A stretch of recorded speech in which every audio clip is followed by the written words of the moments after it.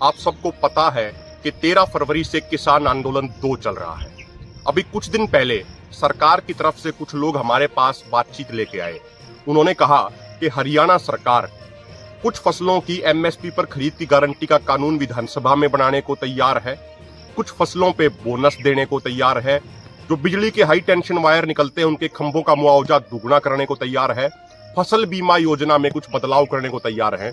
आप बताइए आपका स्टैंड क्या है? हमने उनको स्पष्ट कह दिया कि संयुक्त किसान मोर्चा गैर राजनीतिक और किसान मजदूर मोर्चा का स्टैंड ये है कि हमारी 12 मांगे पूरी करी जाए, एमएसपी पर फसलों की खरीद की गारंटी का कानून पूरे देश में बनाया जाए, किसान मजदूरों की कर्ज माफी हो, स्वामीनाथन आयोग की रिपोर्ट लागू करी जाए और C2 + 50% फार्मूले के अनुसार फसलों का एमएसपी दिया जाए। इस तरीके से हमारी मांगे स्पष्ट है और यही हमारा स्टैंड है।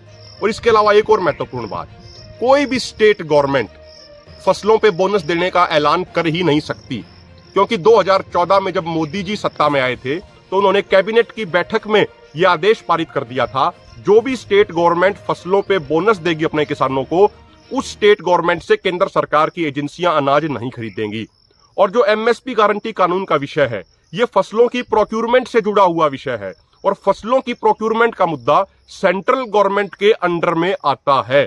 तो ये इन मुद्दों का हल स्टेट गवर्नमेंट नहीं, इन मुद्दों का हल सेंट्रल गवर्नमेंट ही कर सकती है। जो वो लोग हमारे पास बातचीत लेके आए थे, उन्होंने ये भी कहा कि सरकार कुछ अन्य लोगों से भी बात कर रही है।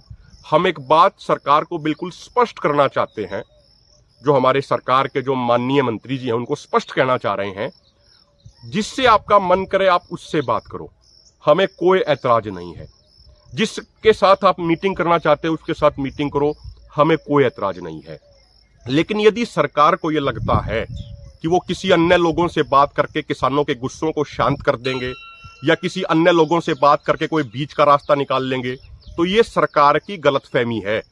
पिछले आंदोलन के दौरान भी कुछ लोगों ने चोरी छिपे सरकार को चिट्ठी लिखी थी, बीच का रास्ता निकालने की कोशिश करी थी, लेकिन वो रास्ता उनका नहीं निकल पाया, सरकार भी फेल हो गई और वो चिट्ठी लिखने वाले भी फेल हो गए थे। जब हमारा ये दूसरा आंदोलन शुरू हुआ 13 फरवरी से, आंदोलन शुरू होने के बाद कुछ लोगों को एक दिन का शो करने के लिए सरकार ने दिल्ली आने दिया था।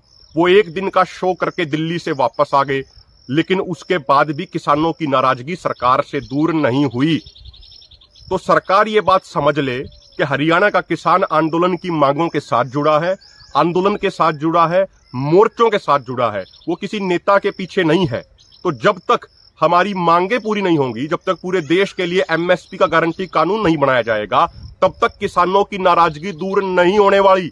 अगर सरकार ये सोचती है कि हम किसी और लोगों से, जिन लोगों ने 13 फरवरी के आंदोलन का विरोध किया, उन लोगों से सरकार बातचीत करके किसानों का गुस्सा शांत कर देगी या कोई बीच का रास्ता निकाल लेगी, तो ये सरकार की गलतफहमी है। सरकार पहले भी इस मुद्दे पे गलत साबित हुई।